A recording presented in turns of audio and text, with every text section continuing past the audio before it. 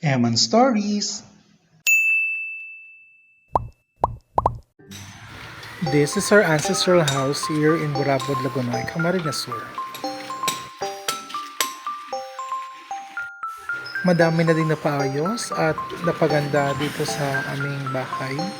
And samahan niyo ko para i-tour namin kayo dito sa aming ancestral house.